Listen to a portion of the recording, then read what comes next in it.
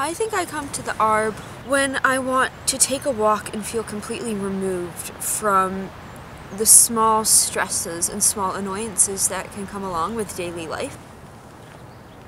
The walk is not close. I don't live close to an entrance really, but it's worth it.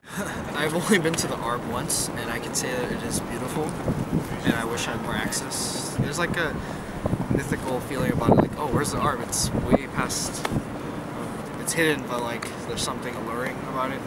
I come here to feel connected to nature and to feel connected to something other than a campus or other than a town or a city. It's like everything else in my world, all the small stresses, it melts away. I think what makes it special is the nature here. While it is tamed and curated, the wildness of it, the fact that it is a break from urban reality, from campus reality, and I think that you could put that anywhere. It could be 5 miles from campus, or it could be right in the middle of it, and I think it would be equally as special a space.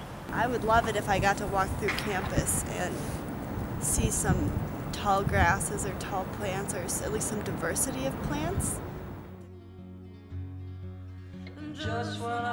However, most green spaces on campus aren't like the Arb at all. Right now, the University of Michigan maintains countless swaths of bright green lawn, all of which completely displace native biodiversity. You just have a million blades of grass that are all the same. That doesn't mean anything to anyone. But you just have lawns and then fertilized lawns. It's just kind of like, it's nice to lay down on, but beyond that. But when you have different species of flowers, different species of grass that wave in the wind differently, and you can notice when the flowers open up at different times, whether people know it or not, it makes them happier. And it's incredible how many fossil fuels are used to mow and maintain these huge patches of grass. These manicured green spaces are heavily fertilized, and fertilizer isn't only deadly to creatures in the nearby watershed who experience its runoff, but people often forget that fertilizers and pesticides are toxic to our bodies as well. And native habitats require no extra watering because they're meant to exist in this very climate.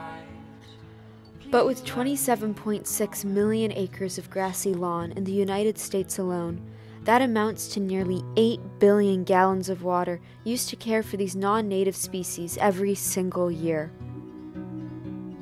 Imagine walking around the Diag and knowing you were in Michigan purely based on the species of plants, trees, and animals. Imagine seeing more than just squirrels and heavily fertilized Kentucky bluegrass. Imagine walking by the music school pond and instead of seeing a mucky runoff collection site, seeing a restored wetland with prairie grasses lining the walkway. The University of Michigan has the land and resources to restore their industrialized green spaces back to the Michigan that once existed before. I think it's time to give all of campus, the people, and the land a taste of what Michigan really is.